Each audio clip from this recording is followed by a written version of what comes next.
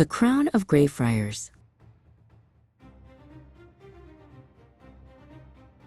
High in the Scottish Highlands, the winter wind howled across the snow-dusted peaks. Robert de Bruce stood on a jagged cliff, his eyes fixed on the horizon. He was a man with a heavy burden. He dreamt of a Scotland free from foreign rule, but to lead his people, he would have to make a choice that would change history forever. Robert was not the only one who wanted to lead.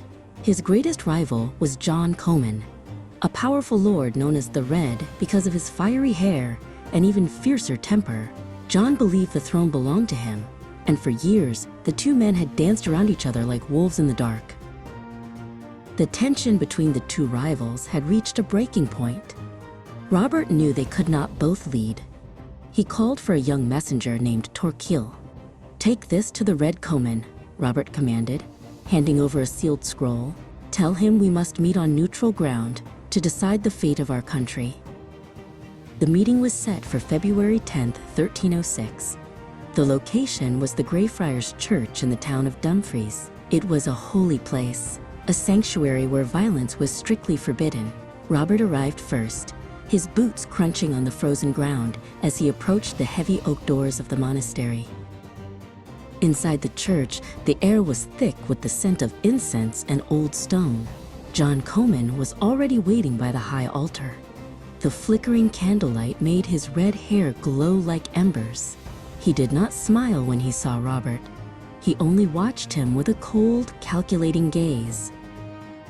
"We cannot keep fighting each other while our land suffers," Robert said, his voice echoing in the rafters. But John laughed. He accused Robert of being a traitor to the English king.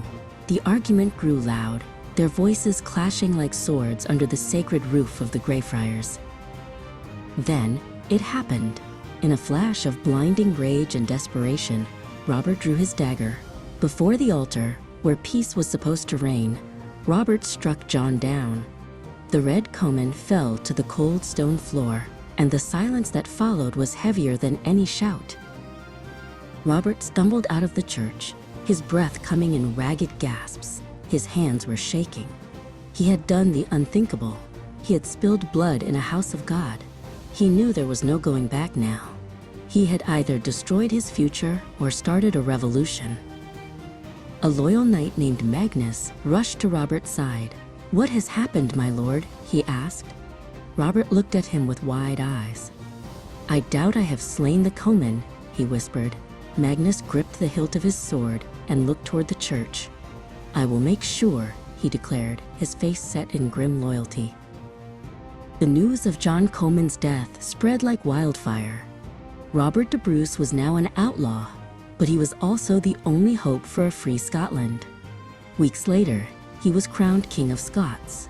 The murder at Greyfriars was a dark beginning, but it sparked the flame of independence that would never be extinguished.